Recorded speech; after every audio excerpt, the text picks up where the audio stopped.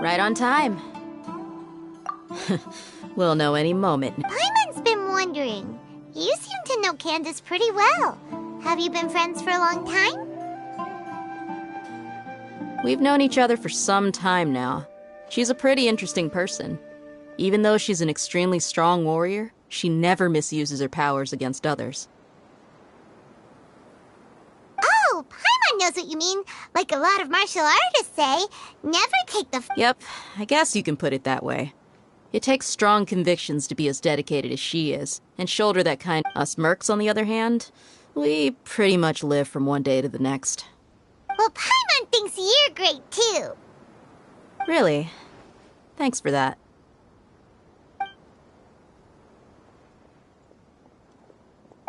Oh, Sino's here, and he's pretty early, too. Yes. I was here yesterday to help out a little. To help out? By doing what? Sharing some interrogation techniques. Oh, you mean you taught Candace some more persuasive methods? Right. Come on in, everyone. Come on, let's go inside.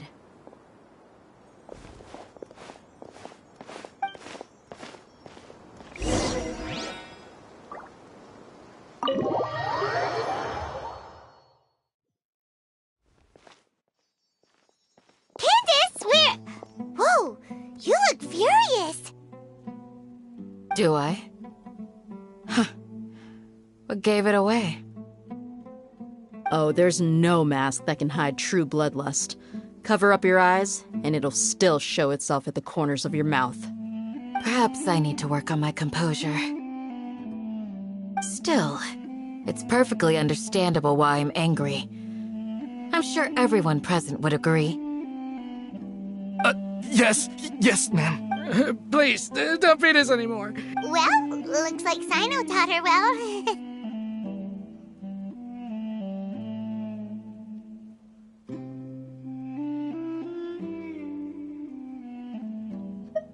You fear death yourselves, yet you do not hesitate to place the lives of others at risk.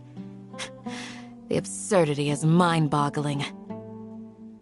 The ones you call mad scholars are known to us as the Village Keepers. They are vital members of our community, and some even count them as family.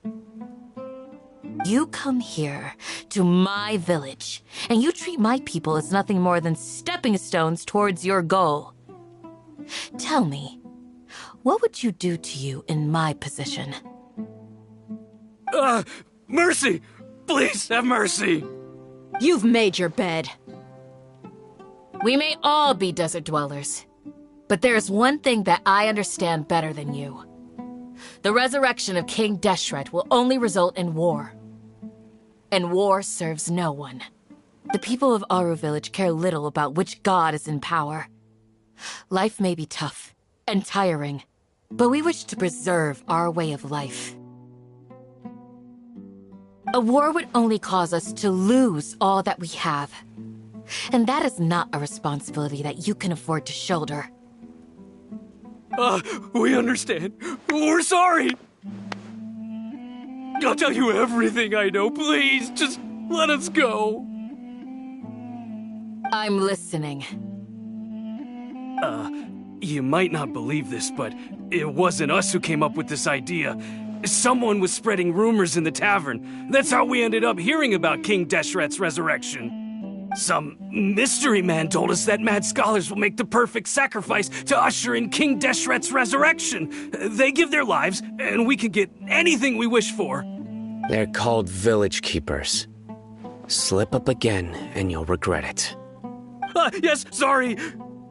It was all that mystery man's doing. He told us to spread the word about King Deshret's resurrection and talked us into helping him. In return, he said he'll help facilitate the resurrection process. I'm not sure. That's one. Huh? One what? Strike. You get a total of 3. Then, you die by my hand. Wait, I'm telling the truth. We don't know anything. It was all him. 2. He got us to lure them out of their houses in the night with some kind of incense. We take them to a junction outside the village. Then the mystery guy takes them from there. You gotta believe me, please. I'm telling the truth, I swear. Just ask them if you don't believe me. That was indeed the truth. Traveler, go on.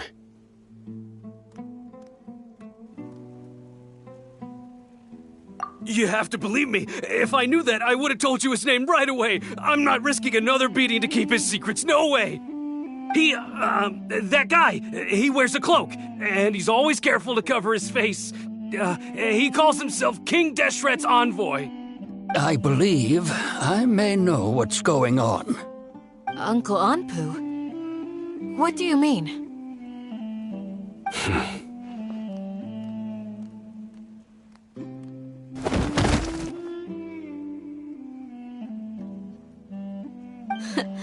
Smooth. Okay, speak. If my suspicions are correct, this mystery man they speak of could be from the academia. Some time ago, people from the academia attempted to take the village keepers away. I refused, insisting that they are part of our community. It strikes me now that this secretive character shares the same goal they had. Which means it's highly likely that the academia was purposely spreading a false rumor to trick the radicals into delivering the village keepers right into their hands. They were the ones who brought them here to begin with. Now they're trying to take them back? We aren't gonna let that happen. Not the academia again.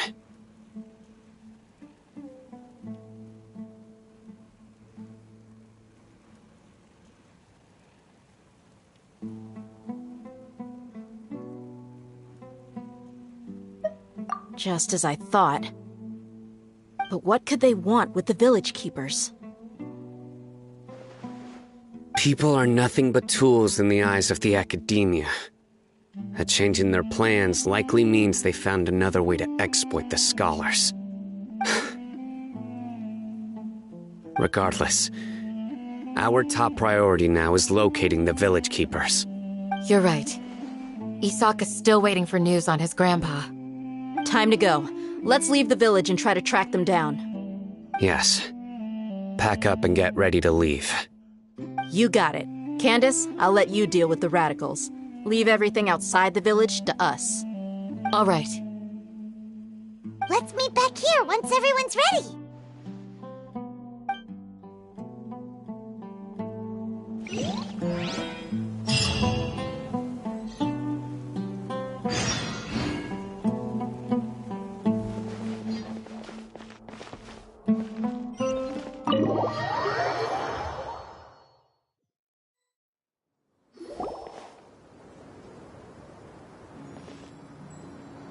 Let's get some food in us and then we'll... Whoa!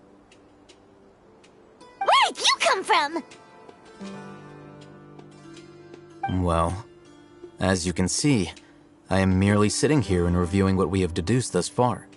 You were gone for ages, and now you're suddenly sitting here musing to yourself? Where have you been anyway? Hey, what's with the silence? You never think things through before asking questions. I'm giving you some time to make up. Paimon's so mad! Paimon's gonna give you an ugly nickname! Never mind! Paimon's got nothing.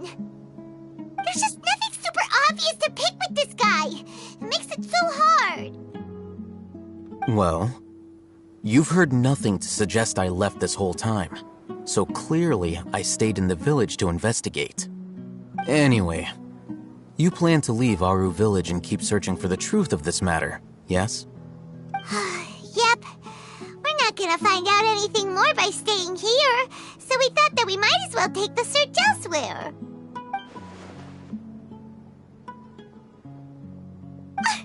Enough with the silent treatment! No. I'm just surprised that you decided to team up with him. Al-Haytham, you haven't helped us out at all ever since we arrived at Aru village. Bold of you to question our choices. Yeah, you're all talk. While you were investigating, I had my own work to do, which I've now finished. Really? Paimon doesn't believe you. To be honest, we aren't really a team, so I have no obligation to inform you of my whereabouts. Not to mention that going separate ways allowed me to find some important information that you all had missed. Huh? Right here in the village? Correct. What did you learn? I'm going to take you to someone. But before that, you need to understand where she's coming from. What does that mean? How do you think the residents of Aru Village feel about what we're doing? In other words, do you truly believe every single word the villagers tell us? You mean some of them lied to us? Hiding the truth does not necessarily equate to lying. Again, these people have their reasons. Remember what Candace said? Most people in Aru Village don't necessarily care which deity is in charge of Sumeru. That's because whether King Deshret or the Dendro Archon has power is of little significance to them. By contrast, the perils of their daily lives are ever-present concerns. They won't simply share everything they know with you without good reason. That's why you believed there was no further information to be found in this village.